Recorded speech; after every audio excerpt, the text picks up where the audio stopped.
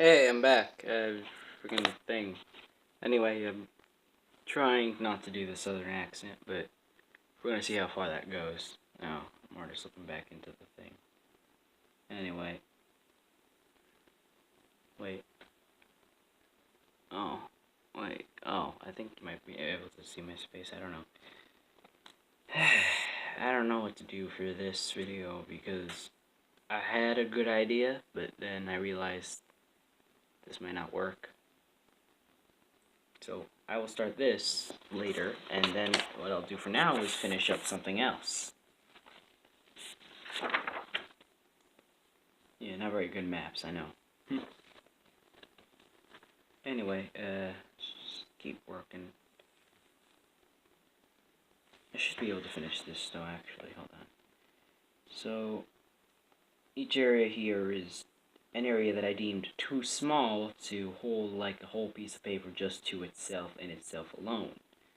You're not going to get very far with a lot of paper if you end up drawing a map of every little single dang thing that you feel needs some sort of importance.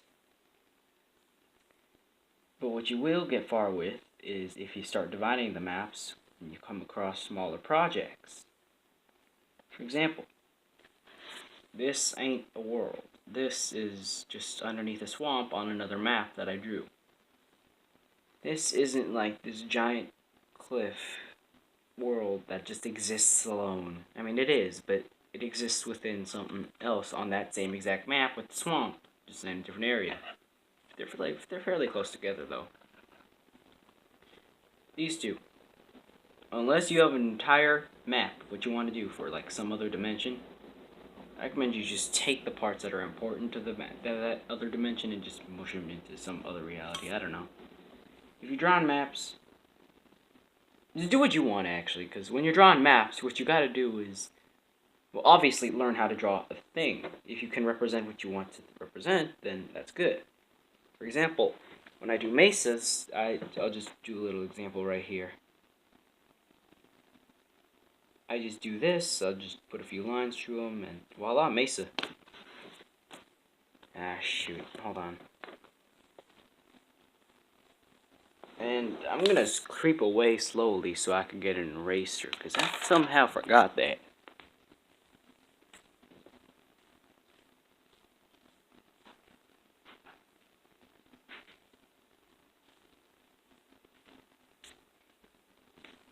Alright, found my eraser. Turns out it wasn't that far away. Anyway, freaking. I don't know why. I just really love stereotypes. That sounds really rude, but look, I love my stereotypes. I'm Mexican in origin. My parents are anyway, and I'm just sort of like a child that was born here. I really like our stereotypes. Favorite comedian's actually Gabriel Iglesias. Look at that. Anyway, this video is most likely going to be very boring if I don't talk about something interesting. So, I will. Anyway, like I said in the announcement video of rambling to bore Minecraft footage, what I want to do is I want to tell stories about these areas and, you know, draw them at the same time so you get a good idea of how it's like. Now, I don't know how clearly you could see any of it. You should... Oh, okay, I'm looking at the thing. You should be able to see these somewhat clearly. Oh, for an LG phone, this actually has somewhat good quality. Oh, I applaud you, LG. Anyway, so this world right here, it was all inspired by, it was actually inspired by 3 different things, like Undertale, Little Nightmares, and Hollow Knight. So it's not really original.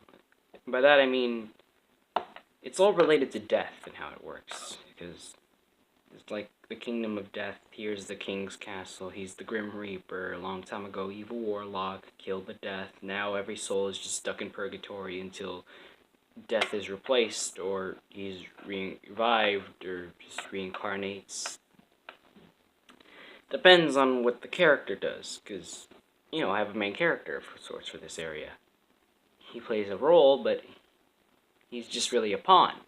His purpose, he was created by the Reaper to replace the Reaper in the emergency that the Reaper is dead. So in reality, this character doesn't really have much of a purpose other than replace the Reaper, and as such, he doesn't have much of a personality. You see, when you can come up with a reason why your characters are so bland, like, you know, it's not good. You should probably make some better characters if they're bland, but hey, good start, right? You have a reason to why your character might be bad. And that's because they're bland, because they were created for one purpose only, and as such, they don't really have much of a personality. Anyway, so long story short, Death had a daughter banished over here to this little area, freaking after the Warlock took over or something. The other Reapers, because there are Reapers for specific types of sins or virtues, like, oh, what's this? You help the world in a very creative way? Well, this little girl with the hood is going to take you to heaven. What's this? You died in a very well, actually, it's just if you died in a very creative way. It's just freaking... I don't know. The point is, I have a different Reaper for a different scenario. Like, oh, you were a genius in life? Alright, this guy will escort you. What's this? You used your genius for malice or for virtue? Well, the same guy's going to escort you, but to a different area. Every area is just based off of something. Like, this area right here is based off of Halloween Town because friggin' why not? This area down here is just a bunch of shadows and all of them. This is hell, basically. This is like the toppest parts of hell you will ever get to. This is heaven.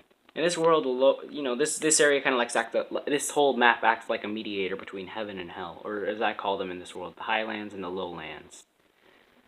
The lowlands have their highest peak, which is the most divine and the most just of areas, and then there's the highlands, which has their lowest peak right here, which is the most corrupt and the most bureaucratic of areas, except this is a fantasy world, so what the heck is a politician? I don't know, those freaking blasphemy to the fantasy genre. This area is more sponsored, like, you know, it's more freaking inspired by Wendigos, Native American folklore for the winter. This area is more Wild West theme with ghost towns and, I don't know, bandits. This is like the sphere of your deep. This is like the deep here. This is the Great Sea, and this is the Not-So-Great Sea. Yep, that's what they're called. That's actually what I'm going to call them. This area is just like a bunch of... I don't know what this even is. Like, I just drew it because I got bored, and I realized, oh, it kind of looks neat. So I left it. This is a desert. Trolls live here.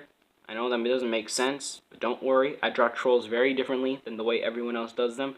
Because while everyone else predicts them in a very, you know, traditional manner, I predict them.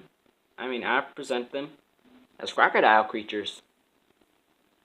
I don't know why, I just do it. Okay, don't judge me. Anyway, over here thieves. Over here, giant snake thing that looks like a Chinese dragon, but it's a snake because dragons are evil. A doll's graveyard, freaking creepy circus. Other area, part of Thieves Forest. This area is a swamp that has a waterfall that goes, I don't know, it's a very high swamp. This is like a bunch of ruins turned into a factory. More desert, freaking valley, pumpkins, forest, dead forest, farms, undead valley or something. The point is, anything you could think of that could have some creepy influence is here. If it isn't here, please comment so I could probably add it to one of these areas down here, because I purposely left this area pretty blank so I could erase these stalagmites or stalactites, I forgot the exact word, and then, you know, start adding lower areas. Now they're connected by little elevators, which I drew fairly thin and they blend in fairly well with the back area, so you can't really see them. Okay, what about this area? This place exists outside of time! I'm probably going to have to pull out the other map just for reference. I know, don't worry. It's very, very somewhat atrocious because that's how it works. Yeah, I finished the thing that I've been posting on Instagram. Don't worry. So, this area right here and this area right here, they all exist over on this little area called Pirates Country. Why is it called Pirates Country? Because pirates live here. And also demons and such. I will explain this place later if someone says they want to see it, because God knows I am so obscured and unpopular to the point where only one person commenting is enough to make me teary-eyed, because like, Senpai noticed me. YouTube, I'm gonna go somewhere. Yeah, no. Anyway, long story short, this involves me explaining a lot of lore with the other map, but I'm not gonna go into that in this video because it's freaking 9 minutes long. time to continue with this, and this is the last area. We guys still gotta finish this. Anyway, so basically, this is, I already showed, hold on, let me show you this area on the map. This swamp right here. This swamp right here.